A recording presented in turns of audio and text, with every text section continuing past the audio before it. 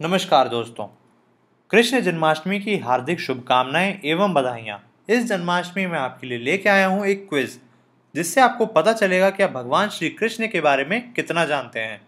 Rule ये है कि अगर प्रश्न पढ़ते हुए आपके दिमाग में उत्तर आ जाए तो आप 1 पॉइंट बढ़ा लें, नहीं तो अगले प्रश्न में फिर से कोशिश करें। तो चलिए पहले प्रश्न की तरफ बढ़ते हैं। पहला प्रश्न है, कृष्ण जन्माष्टमी में आटे से बने भोग का क्या नाम है? साथ में किसका भोग रहता है? वो है पंजीरी एवं चरणामृत या फिर पंचामृत। पंजीरी जो होती है वो 2 प्रकार की होती है, एक फलाहारी और एक आटे की। जो फलाहारी होती है वो धनिया या रामदाने से बनी होती है, इसे आप व्रत के दौरान भी खा सकते हैं। जो आटे वाली पंजीरी होती है इसे आप व्रत के बाद ही खाएं। जो पंचामृत होता है उसे हम पंचामृत इसीलिए कहते हैं क्योंकि उसमें 5 इंग्रेडिएंट्स डलते हैं, जिसमें आप कच्चा दूध, दही, गन्ने का रस, शक्कर, शहद, गंगा जल, गाय का घी, सूखे मेवे, इनमें से कोई भी 5 डाल सकते हैं। तुलसी पत्ती अवश्य डलेगी। चरणामृत हम इसलिए कहते हैं उसे क्योंकि भगवान के चरणों से चढ़ने के बाद वो अमृत बन जाता है, जिसे हम प्रसाद के रूप में भोगते हैं। भगवान को माखन मिश्री का भोग भी अत्यंत प्यारा है। प्रश्न 2 है, कृष्ण जन्म किस फल में करवाते हैं? इसका उत्तर है कृष्ण का जन्म खीरे में करवाते हैं, तभी व्रतधारी जो हैं वो खीरा ना खाएं। जन्माष्टमी पे उसकी जगह आप कुट्टू का आटा, दड़ऊ का आटा, सिंघाड़े का आटा, मोरधन या समा के चावल, साबूदाना, आलू, लौकी, कद्दू, घुइयां, टमाटर, नींबू, सेंधा नमक, घी या रिफाइंड, जीरा, अदरक, धनिया, दूध, दही, फल, सूखे मेवे खा सकते हैं। प्रश्न 3 है, कृष्ण किसके बिना भोग स्वीकार नहीं करते हैं?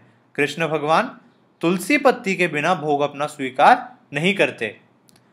प्रश्न 4 है, कृष्ण जन्म गृह का नाम क्या है? यानी कृष्ण भगवान का जन्म कहाँ पे हुआ है? कृष्ण भगवान का जन्म कारावास में हुआ है। प्रश्न 5 है, जन्माष्टमी पर कौन सी चीज सदियों से आज तक होती है? जरा दिमाग पे जोर डालिए, हर जन्माष्टमी में होती ही है, चाहे थोड़ी सी ही सही। वो है बारिश। जन्माष्टमी हमेशा से 2 दिन मनाई जाती है, एक दिन गृहस्थों के लिए और दूसरे दिन सन्यासियों के लिए। प्रश्न 6 है, किस नदी ने कृष्ण के चरण स्पर्श किए थे? जब उनको सर पे लेके जाया जा रहा था तो वो नदी पूरी ऊपर आई, उन्होंने चरण स्पर्श किए और फिर रास्ता एकदम साफ कर दिया। वो थे यमुना जी। प्रश्न 7 है, कृष्ण जन्म कितने बजे हुआ था? कृष्ण जन्म रात्रि 12 बजे हुआ था और राम जी का जन्म दोपहर 12 बजे हुआ था।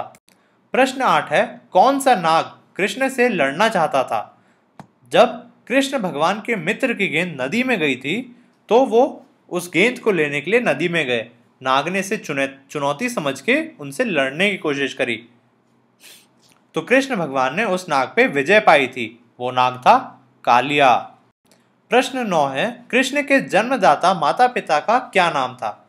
यानी उनके असली माता पिता कौन थे?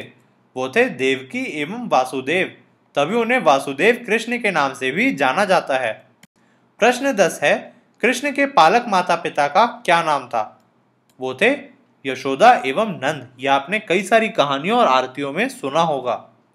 प्रश्न 11 है, कृष्ण जी का नाम किसके साथ पूर्ण माना जाता है? ये तो बहुत ही आसान होगा क्योंकि ये बहुत ज्यादा यूज होता है। वो है राधा। प्रश्न 12 है, कृष्ण के बड़े भाई का क्या नाम था? यह आपको जरूर पता होगा क्योंकि बहुत ज्यादा फेमस है। वो है बलराम। कृष्ण जी उन्हें प्यार से बलदाऊ भी कहते थे। प्रश्न 13 है, कृष्ण एवं उनके बड़े भाई किसके स्वरूप माने जाते हैं? कृष्ण एवं उनके बड़े भाई विष्णु एवं शेषनाग के स्वरूप माने जाते हैं। प्रश्न 14 है, कृष्ण के मामा का नाम क्या था? वो थे कंस। प्रश्न 15 है, अज्ञानतावश कंस ने कृष्ण की जगह किसको मारने का प्रयास किया था? वो थी योग माया।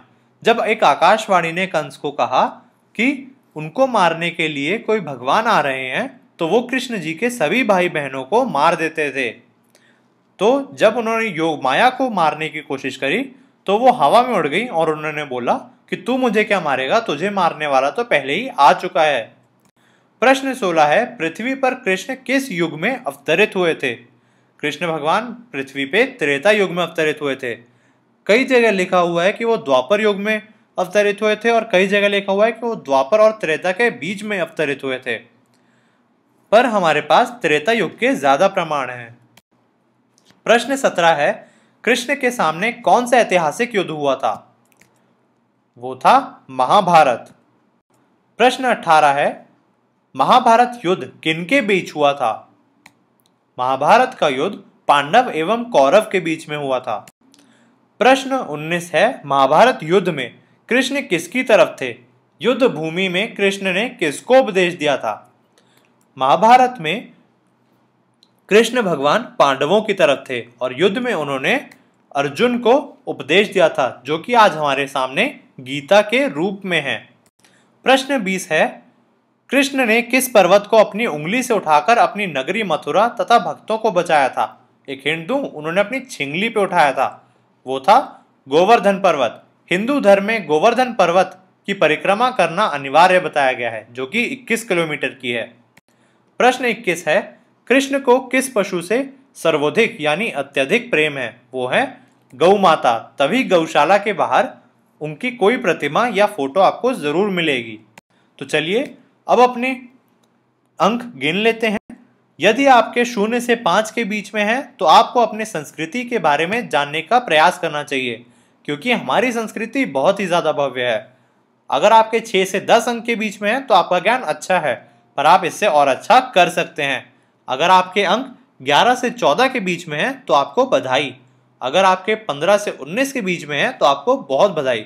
अगर आपके 20 अंक हैं तो आपका ज्ञान विशुद्ध है, आपको हमारे भारतीय पर्वों के बारे में काफी कुछ पता है। अगर आपके 21 में से 21 अंक हैं तो आप भगवान के बहुत ही करीब हैं। आपको प्रणाम।